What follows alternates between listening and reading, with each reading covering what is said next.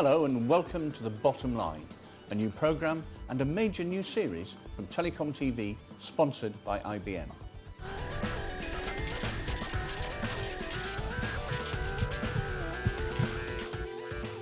Back in the 20th century, for those of us in the ICT industry, the word infrastructure meant communications networks, wireline and wireless, as well as data centres, software, routers, bandwidth, computing, the internet and so on. For the rest of the world, though, infrastructure usually meant buildings, roads, railways, airline routes, shipping, pipelines, utility and energy grids, factories, hospitals, financial services, and perhaps, to a very few people, telecoms and ICT as well. But in the 21st century, all that is changing. These worlds are converging, and as they do, they are becoming more and more intelligent. In short, the world is getting smarter. The emphasis now is on getting smart, being smart and staying smart by using the latest in ICT technologies, services and applications.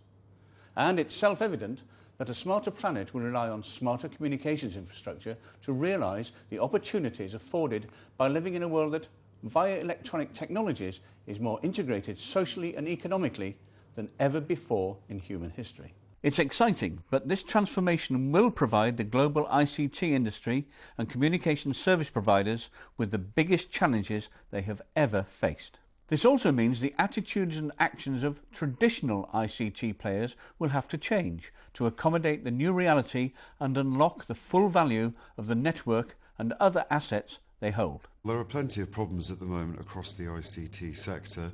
For operators, for example, it's all about monetising new services while clinging on to their existing customers.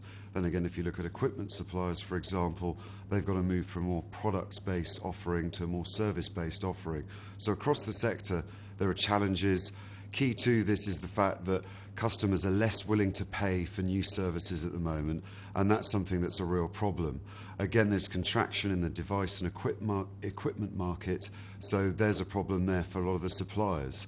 And in terms of how they're going to turn it around, there needs to be a lot more cooperation across the sector and between the different actors in the sector. This, in turn, will require the existence of a regulatory environment that is aware of the changed rules of the game and is willing to accommodate them.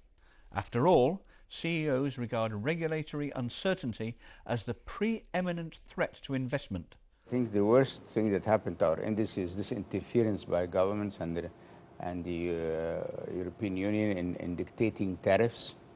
It's a short-sighted approach which reflected in less investments for the operators.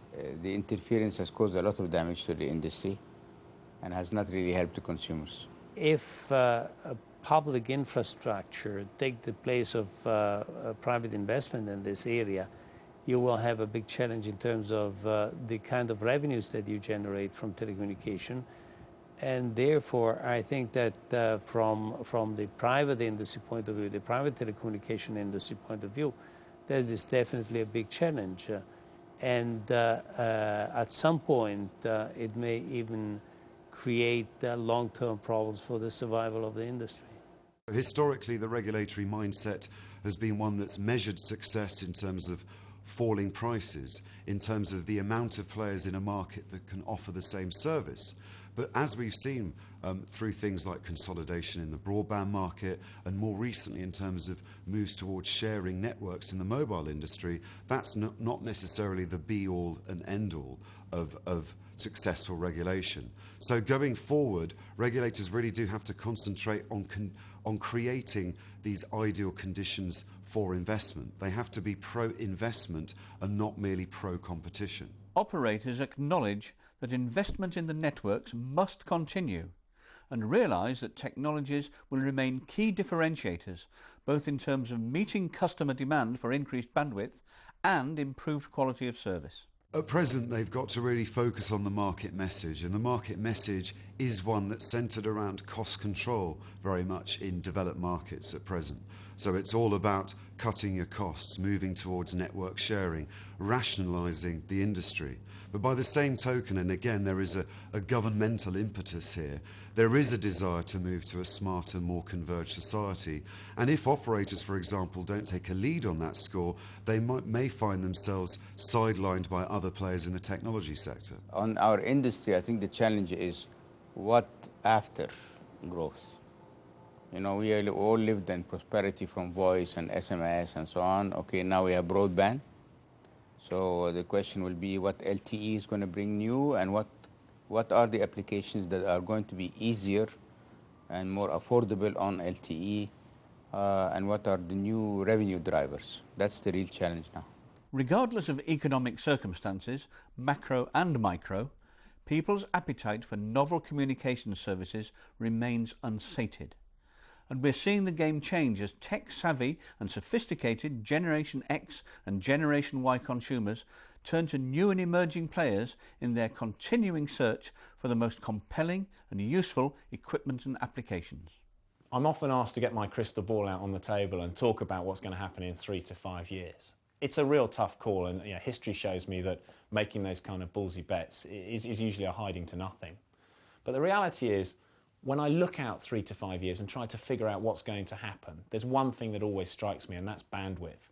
I think as we get broader data pipes to mobile phones, combined with more capable devices, really the sky's the limit. And you're going to see much more engaging experience on devices, you're going to see a lot more richer content and much more interaction. And I would say that'd be my top tip for where we're going in the future. To be smart, operators and service providers must become change makers in their own right. They must lead the debate, not just follow it. They have to know the customer. They have to keep the customer satisfied, engage in dialogue with policymakers, and build the right partnerships if they are to capitalise fully on future opportunities. So, what is the bottom line to take away from this episode? Well, it's that the ICT industry must adjust and adapt itself to changed circumstance and customer expectation. This unstoppable momentum for change will inevitably throw up some tough new challenges to old stagers and upstart youngsters alike. But they are challenges that can be and will have to be overcome because the opportunities out there are just too big and important for ICT companies to ignore. Change is in the air. Competition is more and more cutthroat. Customers are more demanding. The momentum for change is building around the world. Smart companies know this and are using smart technology to ensure that they have a long-term future. To bowdlerize Shakespeare, the global ICT industry should be not afraid of smartness. Some are born smart, some achieve smartness, and some have smartness thrust upon them. And those that can't or won't adapt to the new world won't be around for long. The IBM story is a good example of how we've applied the principles to our own enterprise and how collectively with people like the service providers we will make a difference. Look to what we're doing internally as a first port of call. We've applied many of those convergence technologies, convergence business models to make a fundamental difference to our own business model. We've achieved both cost reduction, service improvement, profitability by combining those business models and using global scale through the global economies. And that's given us a fabulous position not only to deliver good results from an IBM point of view, but actually learn and innovate the business models to take to our clients.